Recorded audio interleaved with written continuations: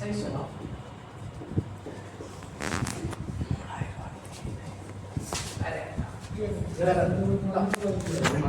देखो हमारे पास एक ये क्वेश्चन है और हमारे पास एक ये क्वेश्चन है, ठीक है। अगर हम देखेंगे तो दोनों क्वेश्चन सेम है, ठीक है। दोनों के अगर रिजल्ट की बात करें तो यहाँ पे भी आपका बिग बेस है, ठीक है, और जो बेस है यहाँ पे भी कैसा है आपका बिग बेस है, ठीक है।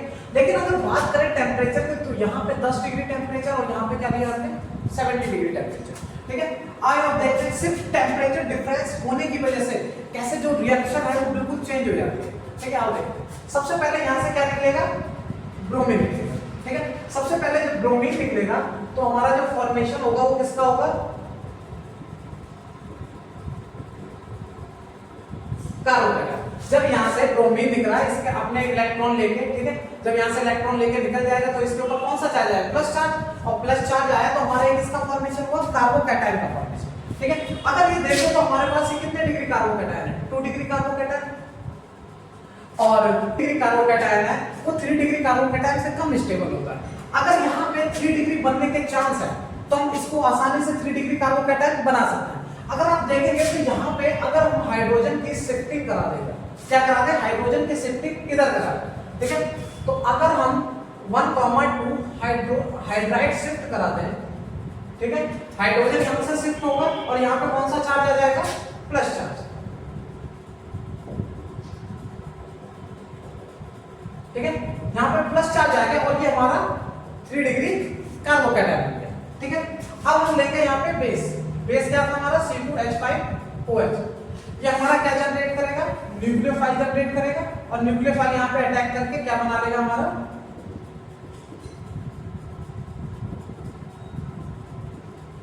एल्कोहल, और ये 3 डिग्री कैसा बना, एल्कोहल। अगर आप देखेंगे कि अगर शिफ्टिंग ना कराते तो हमारे पास 2 डिग्री एल्कोहल बनता, लेकिन जब हमने शिफ्टिंग कराई तो हमारे पास 3 डिग्री एल्कोहल बना जो कि ज्यादा स्टेबल है 2 डिग्री से, क्लियर है। और ये हमारी जो मैकेनिज्म हुई जिसे हम लोग क्या बोलते हैं, SN1 मैकेनिज्म, क्योंकि अगर देखा जाए तो इसमें कार्बोकैटायन का फॉर्मेशन हो रहा है ना, जिसमें कार्बोकैटायन फॉर्मेशन होता है वो SN1 मैकेनिज्म होती है।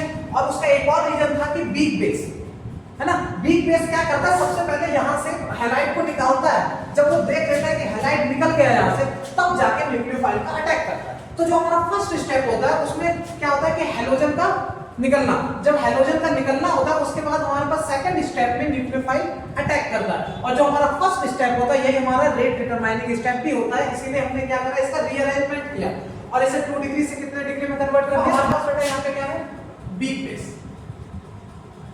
वहां भी हमने बिग बेस किया था, यहाँ भी बिग बेस किया। लेकिन अगर आप देखोगे यहाँ पे टेम्परेचर कैसा है, हाई, मतलब ये कैसी एंडोथर्मिक रिएक्शन है, कैसे एंडोथर्मिक रिएक्शन, मतलब आपको इस रिएक्शन को कराने के लिए, ठीक है, हीट देनी पड़ेगी, ठीक है। तो इसीलिए हमने यहाँ पे टेम्परेचर कैसा लिया है, हाई टेम्परेचर लिया। अगर जब की बात करें यहाँ पे तो लो टेम्परेचर में भी काम चल रहा था, ठीक है। आओ देखते हैं। सबसे पहले क्या होगा, यहाँ से हैलाइड निकलेगा, ठीक है, हैलोजन निकलेगा,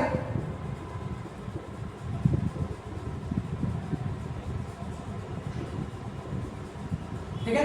जब हमने यहाँ से हैलोजन निकाला तो यहाँ पे कौन सा चार्ज आएगा, प्लस चार्ज। ऐसा क्यों है, क्योंकि जो ब्रोमीन होता है वो हाई इलेक्ट्रोनेगेटिव है और वो इसके क्या करेगा, इलेक्ट्रॉन लेके चलाएगा। जब इसके इलेक्ट्रॉन लेके चलाएगा तो यहाँ पे इलेक्ट्रॉन की क्या हो जाएगी, डेफिशिएंसी, और जब इलेक्ट्रॉन की डेफिशिएंसी होगी तो कौन सा चार्ज आएगा, प्लस चार्ज आएगा, ओके, ठीक है।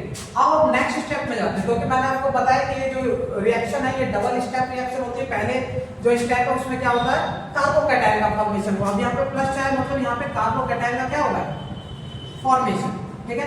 कार्बोकैटायन का फॉर्मेशन होगा तो सीधी सी बात है, अगर शिफ्टिंग के चांस होंगे तो हम क्या करा सकते हैं, शिफ्टिंग करा सकते हैं, ठीक है, रीअरेंजमेंट करा सकते हैं, ठीक है। और यही हमारा RDS भी होता है, रेट डिटरमाइनिंग स्टेप, या इसी को हम लोग स्लो स्टेप भी बोलते हैं, ओके, ठीक है। अब देखते हैं अब नेक्स्ट में क्या है, बेस का काम।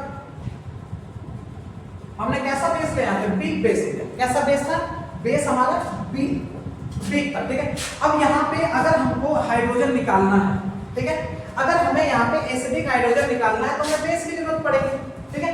अगर हमें स्ट्रॉन्ग बेस लेते हैं बेटा, अगर हम स्ट्रॉन्ग बेस लेंगे तो ये जो स्ट्रॉन्ग बेस होता है वो वेट नहीं करता है कि पहले आप यहाँ से निकलिए फिर यहाँ पे है ना, जब आप जाएंगे तब हम अटैक करेंगे, भाई वो सीधे जाता है और सीधे अटैक करके प्रोडक्ट बना देता है, उसको किसी का डर नहीं रहता है ना कि यहाँ से जब चार्ट होगे तब हम आएंगे धीरे धीरे। हाँ, वीक बेस का काम थोड़ा सा स्लो होता है, पहले वो वेट करता है कि चच्चा आप यहाँ से निकलिए, उसके बाद फिर हम जाके अटैक करेंगे। ओके ठीक है, तो यहाँ पे हमने क्या करा, वीक बेस लिया। ठीक है, अब जब वीक बेस लेंगे तो यहाँ से हाइड्रोजन निकलेगा, जब हाइड्रोजन निकलेगा ठीक है तो ये हाइड्रोजन अपने इलेक्ट्रॉन देके निकलता है। ठीक है, जब इलेक्ट्रॉन देके निकलेगा तो यहाँ पे एक चार्ज आएगा, निगेटिव चार्ज। कौन सा चार्ज आएगा, निगेटिव।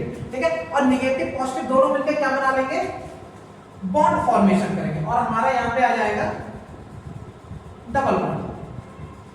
क्लियर है, तो यहाँ पे देखेंगे आप तो किसका, एल्कीन का फॉर्मेशन हो गया। किसका, यहाँ पे हमने एल्कीन बना दी, जबकि अगर बात करें लो टेम्परेचर पे तो हमने वहां पे क्या बनाया था, अल्कोहल बनाया था, वहां पे न्यूक्लियोफाइल का सब्स्टिट्यूशन हुआ था और यहाँ पे क्या हुआ, एलिमिनेशन हुआ है। एक बार में Br निकला, सेकंड स्टेप में हाइड्रोजन भी निकल गया और एलिमिनेशन होने की वजह से यहाँ पे हमारा फॉर्मेशन हो गया डबल बॉन्ड का, जिसको हम लोग एल्कीन बोलते हैं। ठीक है, तो अगर हमें कभी भी ठीक है एल्कीन हैलाइड से अगर एल्कीन बनाना होगा ठीक है तो हम लोग E1 का यूज कर सकते हैं, बस ये कि हमें वीक बेस का यूज करना है और टेम्परेचर हमेशा लो रहेगा। वीक बेस बेटा यहाँ भी है, ठीक है, यहाँ भी वीक बेस है, यहाँ भी वीक बेस है, यहाँ पे टेम्परेचर लो है, यहाँ पे टेम्परेचर हाई है, दोनों में कार्बोकैटायन का फॉर्मेशन हो रहा है, दोनों यूनिमॉलिक्यूलर रिएक्शन है, दोनों का रेट है वो सिर्फ और सिर्फ कार्बोकैटायन पे डिपेंड करता है। ठीक है, और इसी को हम लोग रेट डिटरमाइनिंग स्टेप भी या स्लो स्टेप भी बोलते हैं। अगर स्टेबिलिटी की बात करें तो 3 degree stable, then 2 degree, then 1 degree. Okay, ये बात समझ आए, चलो ठीक है, बढ़िया।